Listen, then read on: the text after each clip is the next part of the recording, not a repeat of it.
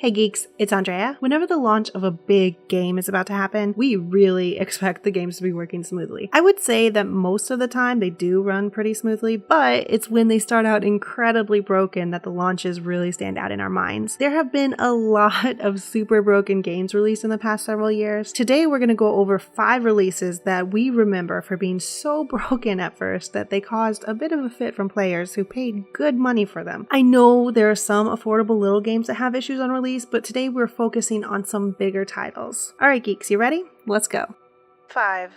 Battlefield 4. After Battlefield 3 being EA's fastest selling game of all time, they were ready for an epic sequel. Unfortunately, they didn't seem to worry as much about getting it right at first as they did on the previous games. The release was so bad that the shareholders actually sued EA for tanking the stock prices. Talk about putting salt on the wound. Many blamed it mostly on the addition of 64-player maps. There were a lot of really weird bugs. A couple of the most memorable ones for me were giant Godzilla-like players and dead players continuing to be able to just sit there and shoot. Of course, it also had issues like game crashing regardless of what platform you were on. There was some good to come from all of the drama that surrounded the launch though. EA took a hard look at their release strategies and it seems like they've been doing a lot more tests before alienating the players again. 4. Diablo 3. Diablo 3 was easily one of the most anticipated games of 2012. Gamers had to wait 12 long years after Diablo 2 hit the shelves. There was good. I mean, it set a record for the fastest selling PC game ever. It sold 3.5 million copies in just 24 hours, which is pretty freaking amazing if you stop the video there, but obviously we're not going to.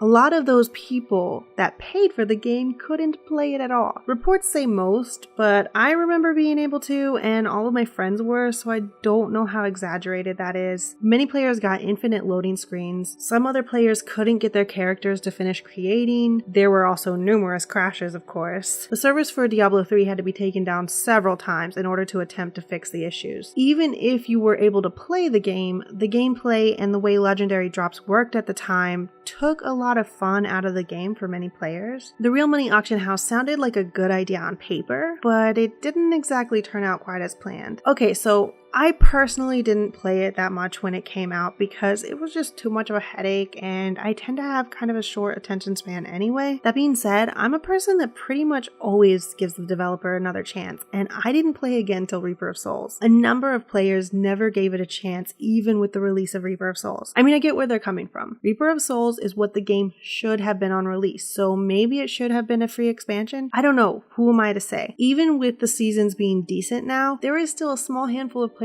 that refuse to come back to the game because they feel like it was basically a full costing early access game on release. 3.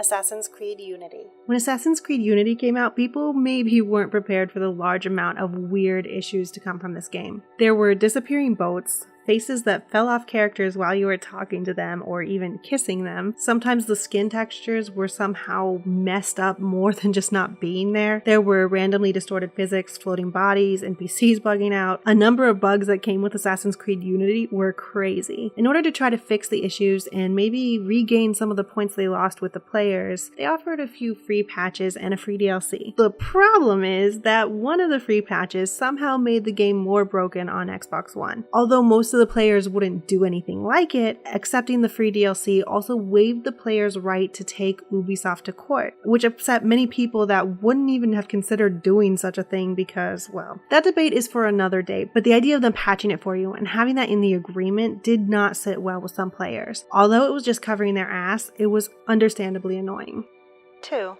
Batman Arkham Knight. This was a game that I know I was super excited to have come out. The previous games were amazing. If you played the game on console, it worked exactly like you wanted it to. But on PC, it was so broken, it was actually unplayable in many situations. If you moved Batman at all, which is kind of an important part of playing the game, the frame rate would tank. Players were upset to find out that they knew about the PC version having issues before the game came out and still released it as is. The game was so broken on PC that Warner Brothers had to remove the game for sale on all sources, including Steam. They also offered refunds to players and vowed to fix the problems. It was quite a while before the game showed back up for sale and was actually playable. Now the game is what the game should have been on launch, and most people that have given it a new chance have been very happy.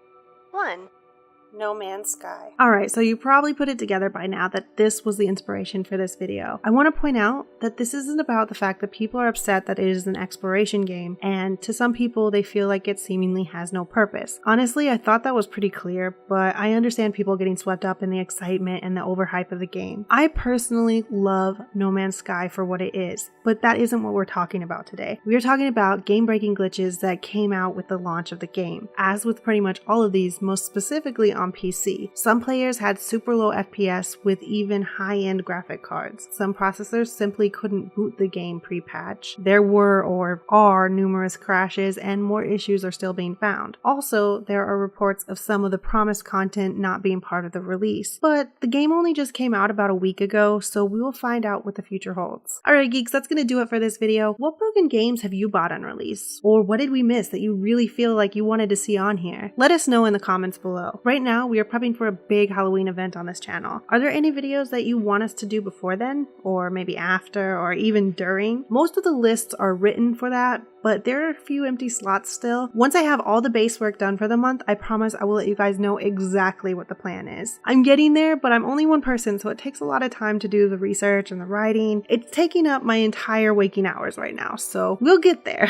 Do me a favor, geeks, and subscribe if you haven't. Leave us a like, comment, and share on social media. Speaking of social media, all of our links are in the description if you want to visit us there. I'm going to leave a week-long open Discord in the comments. Josh, myself, and some of our friends are pretty much always in there, so if you are interested, be sure to check it out. We'd love to hang out with you. Alright geeks, I'll see you next time.